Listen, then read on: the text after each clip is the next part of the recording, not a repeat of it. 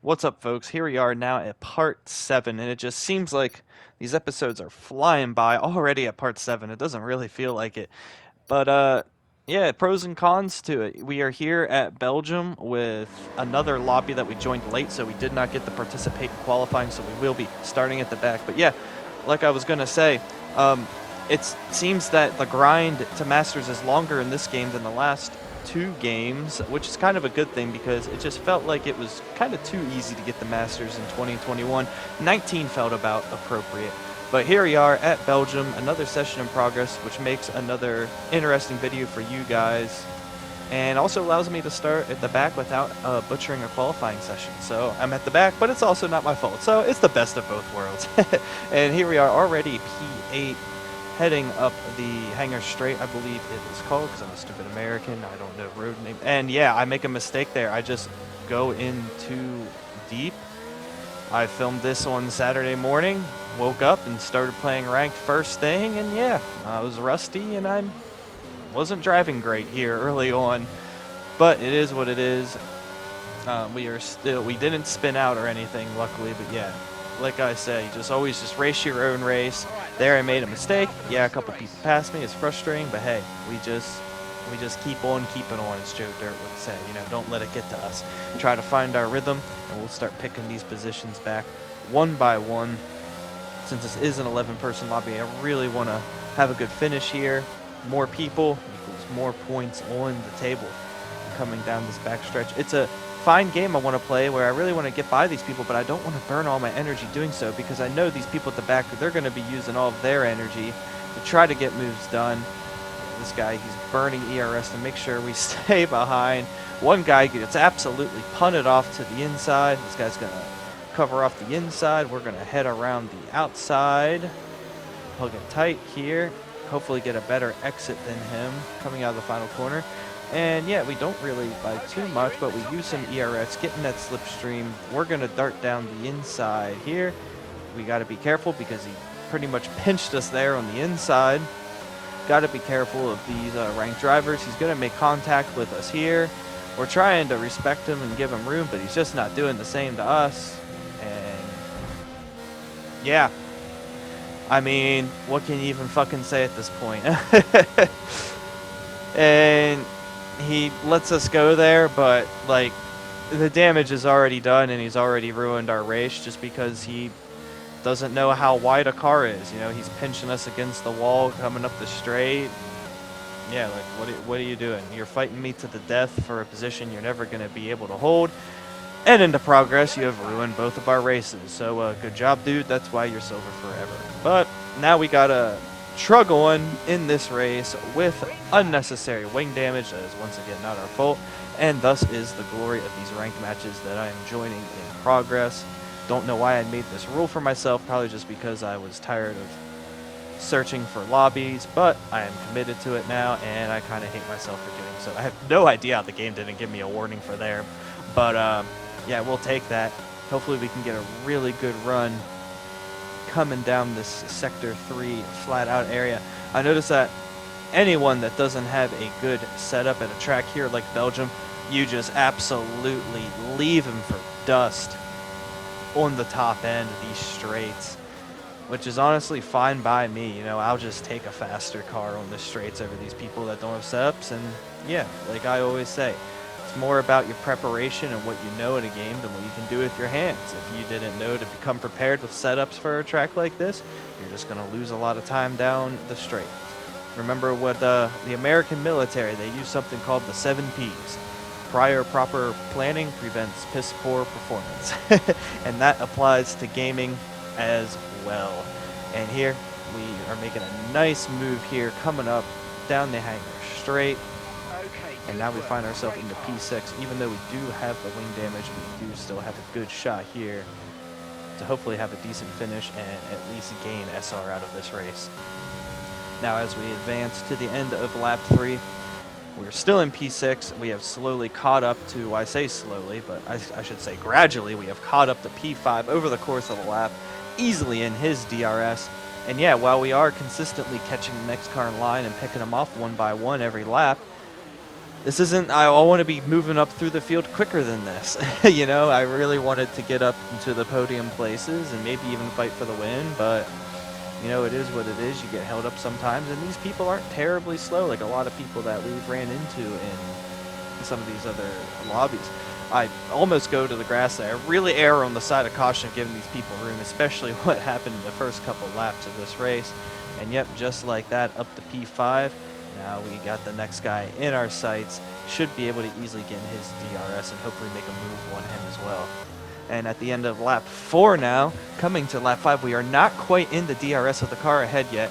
So it's going to be a lot harder to make a move on him. I see 2 cars fighting up ahead. I'm really hoping that they really get into each other so I can get another free spot.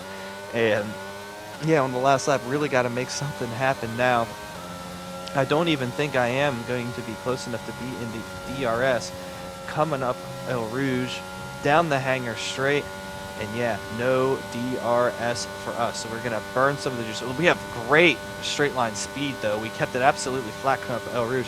And we're still gaining on the car ahead, even though we didn't have DRS, which is just fantastic, honestly. I thought when I didn't have the DRS that it was, you know, it was a done deal. But we are still very much in position to be able to gain another spot, or maybe even more in this race with these cars ahead battling very fiercely, as you saw in the turn 1 as we started the final lap. And here, yeah, I'm just gotta do what I can. I'm really hoping that they kind of battle each other super hard here in Sector 3 and give me a free spot, because it's going to be really hard to get the straight line speed to overtake one guy when he's going to have slipstream of the car ahead. He's going to have the slipstream of the car ahead of him, which is just the kind of the pros and cons of having a bunch of cars in a row like this. The pros are you're not far away from, what do we got, P2. I'm only 2 seconds away from P2 while I'm in P5. The con is it's harder to overtake each individual car line. But look at this, we got a great run.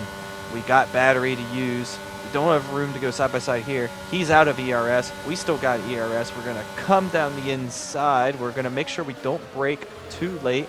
We're going to give him route on the inside. We go in side by side, and he just runs us off the road on the outside.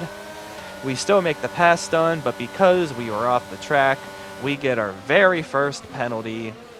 The first penalty I've gotten playing F122 at all, and it comes because, once again, no one leaves me any fucking room. But you know, F me, you know, I was a real bad boy there. I went side by side in a corner with someone and got ran off the track. You know, I definitely deserve a penalty for going off the track and on the other side of the curb, rather than keeping it there and having us have a collision, you know. So the game said, you avoided a collision with another erratic driver. Definitely deserve a penalty for that, and you definitely deserve to finish behind him. Get fucked, plebeian. That's what I felt like the game was telling me, at least. So yeah, very frustrating end to that race. Just a complete frustrating race. I join a lobby in progress. We get given damage at no fault of our own. We never get left any space. And yeah, our super license takes a 50% hit, even though we've only ever gotten one penalty ever. Very, very, very harsh algorithm the game has there. Very frustrating race, so hopefully we can make it up in the next one. And yes, make it up on the next one. We very much plan on doing it as Circuit of the Americas, one of the tracks in my home country. But unfortunately, as soon as it came up, Circuit of the Americas, everyone left. And while the race was loading, we went from 9 people to 5, which just sucks because now that means considerably less points for me to gain in this race. Everyone was voting for easy tracks like Britain and Spain, and they're like, oh no, a track that you don't just have slipstream the whole time and you actually have to have a little talent to drive?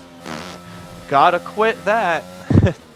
Yeah, I hate when people do that. I don't get the certain track I like, I better leave. Especially when, to be honest, like USA compared to Britain, compared to Austria, is just overall an infinitely better track to play the game competitively on. A track like Circuit of the Americas, you have plenty of places to overtake, but at the same time, it's not a slipstream fest where you're not able to break away from the car behind.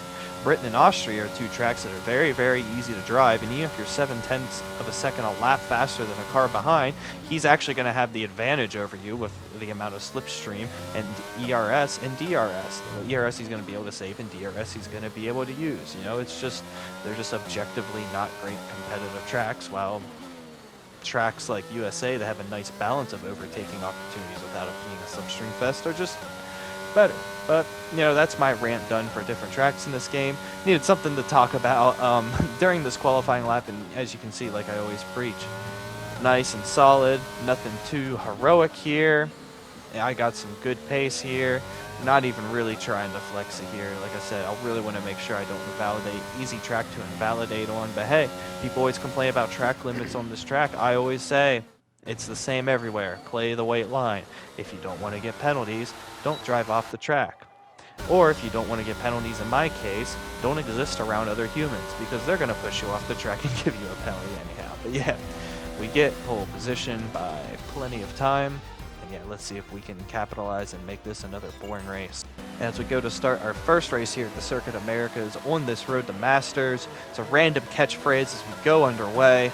We get an absolutely boss launch compared to the competition behind. We pray to any god that we believe in that we don't get beamed. And yeah, now we just got to build that 1 second gap to the car behind, which I'm hoping that I can do rather quickly, so I can just go into mental cruise control on this race and just rake in these points. Only 6 drivers in this lobby. Luckily someone joined during qualifying to bump our number up from 5 to 6. But yeah, disappointing. Like I said, there was 9 people as we were loading into the race, and they just all dipped out because they're like, oh no, track that's actually good for competitive play, you actually have to drive, which you would think that you would want in ranked, because if you think you're good enough to rank up, then you want the tracks that you actually need more skill to drive on. But hey, I'm thinking 1 layer deep, which is probably 1 layer deeper than they did. As you can see, break out of the DRS range of the car behind. And we will go on to pick up another patented Logan boring win. But hey, like I always say, we take them, and we really need them after like the last race, where it's just been really frustrating. And honestly, the most frustrating thing through this playthrough so far has just been, we've never lost any races, you know, just on raw pace. Every race we lose, it's because we just get caught up in some bullshit, you know? There hasn't been a point yet in this playthrough, and honestly, in the last 2 Road to Masters I've done, 2020 and 2021, it never really comes a point where I'm racing drivers where I'm actually concerned I'm going to lose naturally on track. It more just comes up to the luck of the draw of, do you find populated lobbies? Do you get in the lobbies that where you got the qualifier or not? And do you have to exist around other humans, because they will fuck your day up every time? So that's the frustrating part of the Road to Masters. But what's fun is you get to flex your skills a little bit and get that shiny emblem that says, hey, you're good at the game. And let's be honest, nothing feels better in a video game than having your hard work pay off and having that rank go up to prove it. And speaking of 2 things I hate, tracks that take no skill to drive in, or slipstream fests, and also qualifying sessions we don't get to participate in. But talking about things we love, loading into a session and seeing it's wetter than a thing that's wet. I don't got anything right now, but nonetheless, we got ourselves, I think this might be our 2nd wet race of this playthrough. Or is it our first wet race, but we had a wet qualifying? I think that's what it was. We had a wet qualifying in Hungary, but this is our first fully wet race. So if there's ever going to be an opportunity for us to go last the first, it's going to be here in the wet. As the lights go out, we get a great launch for, you know, how good you can launch in the wet. I'm going to be a little conservative here, especially right there is, once again, people just absolutely ignore the red arrows that say, hey, Logan's here on the inside. And the guy said, oh, it's Logan here on the inside. That means absolutely just turn into him. And yeah, those 2 take each other out. I have no sympathy for that guy, because he has the awareness of a blind slug, which is an analogy I just came up with right now. But nonetheless, by the end of the first sector, we are already up into P4. This guy's going to go extremely wide. And yeah, just like that, we are now up into P3. And this is a great opportunity for us to pick up a win in an okay populated lobby. I really wish we could get some lobbies, with 15, 20 people. That's where you can really make the dent. That's how I got Masters in F1 2020 in only 25 races. Pretty much every race I got into had 13 to 20 people. That, and I was a lot more consistent in that game when it first came out because it was honestly just easier to feel the car on a pad. But yeah, anyhow, I really wish we could get some bigger lobbies, but 8 is still above average for what we have been getting, and being P3 from last by the end of the first lap here is a really good sign of things to come. And as we start here on the second lap, we are starting to get closer and closer and closer to these leading cars here, and you see a little shake, a little mistake by the leader, which is going to give second place an opportunity, which in turn will give me an opportunity because every millisecond they lose battling each other is another part of a car length closer that I can get to them.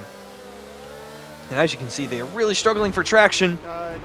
And once again, we get front left wing damage at no fault of our own. It's just kind of become a meme at this point in the Road to Masters. It's like, hey, Logan, I see you're having a great race where you had to start from last because you didn't get to participate and qualify. It would be a real shame if someone would spin into the front left part of your car. Seems to be the exact thing that happens every time, whether we're coming up El Rouge, whether people are spinning in chicanes, or whether people are losing it on throttle in the wet. Whatever goes on in these lobbies, it's like we are just not allowed to go last the first in this playthrough. We are always going to be tainted and cursed by the front left end plate of our wing. Again, yeah, this was really frustrating where I thought, all right, great start to this race. We're definitely going to last the first this time. And nope. It'd be one thing if it's even someone just trying to take people out on purpose. At least then it's understandable how you get the wing damage. But no, as if someone had to make a mistake in the one place, in the one direction, right to where my car is. And yeah, it's another frustrating one. But hey, we still don't have awful pace, and maybe, just maybe, we can use these last 3 laps to maybe somehow run down the leader. And as the race ticks on, you can see we are inching closer and closer to the leader. Haven't quite got an opportunity to make an overtake, but we are now well within what would be DRS zone if it was activated, which is good because down these straights I'm getting slipstream from him, but the dirty air is much worse in the wet than it is in the dry, so getting close enough for the straights to be able to make a move is the difficult part as we get our first warning there, which is frustrating, but we really want to make sure that we keep a squeaky clean record, especially since our safety rating took a full 50% hit for the large crime of getting pushed off the track by another car. And as we advance to the last lap, we got our second warning, so we really got to be careful here. I'm struggling with the damage to be as precise as I usually am. And coming down the final straight, it looks like we're not quite close enough to be able to make a move.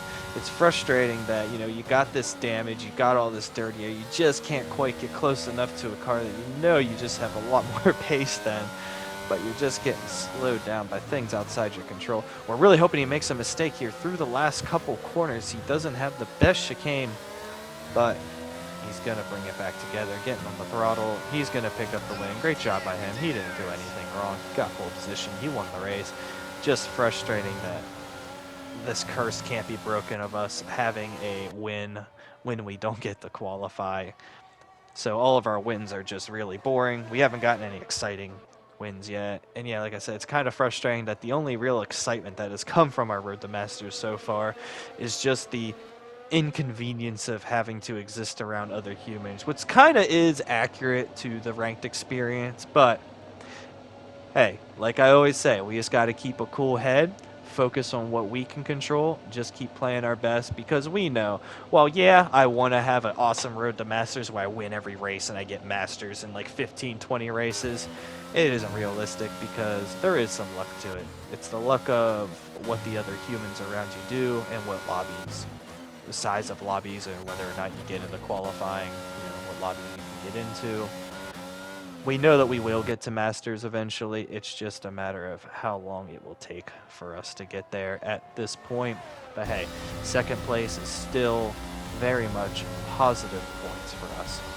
And as we'll see the final standings for the race, that's going to do it for this part, and I'll see you guys